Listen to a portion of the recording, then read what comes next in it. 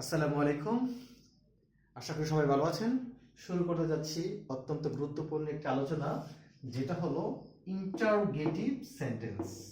অর্থাৎ আমরা সচরাচর বাক্য বলি অ্যাসার্টিভ বাক্য, কিন্তু আমরা প্রশ্নবোধক বাক্য বলতে গেলে একটু প্রবলেমে পড়ে যাই।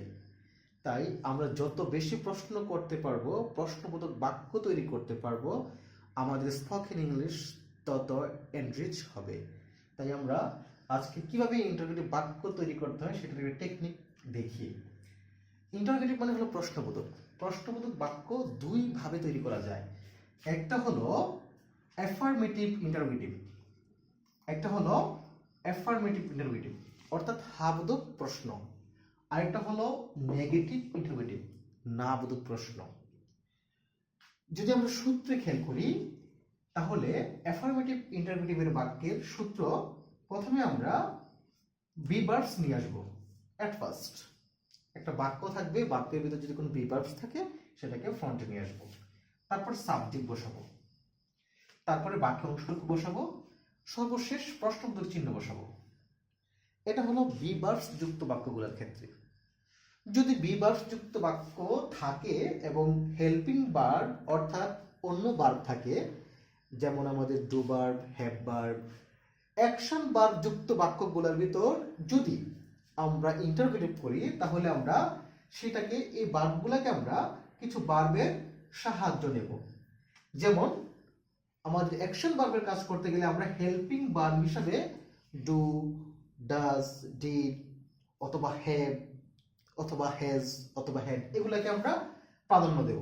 তাহলে হেল্পিং ভার্ব প্রথমে আসবে, তারপরে সাবজেক্টটি হবে, আর যেই মূল ভার্ব সেই ভার্বের বেস ফর্ম বসবে, তারপরে বাকি অংশ, সর্বশেষে প্রশ্নবোধক চিহ্ন। যদি আমি একটা বাক্য করি, ইউ আর ফার্মার, বললাম ইউ আর এ ফার্মার, তুমি একজন কৃষক, তাহলে এটা ইন্টারোগেটিভ, এটার এখানে হলো যে আরটা হলো বি ভার্ব, তাহলে আর আর সূত্র বি ভার্বসটা নিয়ে আসলাম। তারপর সাবজেক্ট কোনটা? সাবজেক্ট ইউ, ইউটাকে নিয়ে আসলাম, ইউ আর ইউ, বাকি অংশ এটা, আর ইউ এ ফার্মার, তারপরে প্রশ্নবোধক চিহ্ন। তাহলে আমরা যা করতে পারি, অর্থাৎ একটা বাক্যকে প্রশ্নবোধক করতে গেলে প্রথমে আমরা অক্সিলারি ভার্ব বা বি ভার্বস গুলো সামনে নিয়ে আসবো, তারপরে সাবজেক্ট, তারপর বাকি অংশ বসাবো।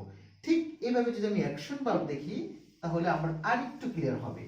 সেটা হলো, যদি আমি এমন কোনো ভার্ব দেখি যে আই ইট রাইস, এই বাক্যটাকে আমি ইন্টারোগেটিভ করব, তাহলে আমি প্রথমে হেল্পিং ভার্বের সাহায্য নেব। এটা কোন টেন্সে আছে আমাকে জানতে হবে, বুঝতে হবে। আই ইট রাইস এটা প্রেজেন্ট টেন্সে আছে, কারণ ইটটা হলো প্রেজেন্ট ফর্ম। তাহলে এখানে আমি হেল্পিং ভার্ব হিসাবে যেহেতু প্রেজেন্ট টেন্সে আছে, এই জন্য আমি ডু এর সাহায্য নেব, অর্থাৎ ডু ভার্বের সাহায্য নেব। তাহলে ডু, তাহলে হেল্পিং ভার্ব হলো ডু। তারপরে আমাকে বলছে এখানে সাবজেক্ট, সাবজেক্ট হলো এখানে আই, আই ডু আই, আর এখানে ভার্ব বি ওয়ান, তাহলে বি ওয়ান ইট, ইটই থাকবে, ইট। বাকি অংশ হলো এটা রাইস, আর আই সি রাইস, সর্বশেষ প্রশ্নবোধক চিহ্ন, ডু আই ইট রাইস। তাহলে আপনারা জানলেন যে কিভাবে ইন্টারোগেটিভ বাক্য তৈরি করে। তাহলে আপনাদের সবার জন্য একটি হোমওয়ার্ক থাকবে, হি ডাজ দ্য ওয়ার্ক। এটাকে আপনারা ইন্টারোগেটিভে রূপান্তর করে কমেন্টস করেন। সেই পর্যন্ত ভালো থাকেন, আল্লাহ হাফেজ।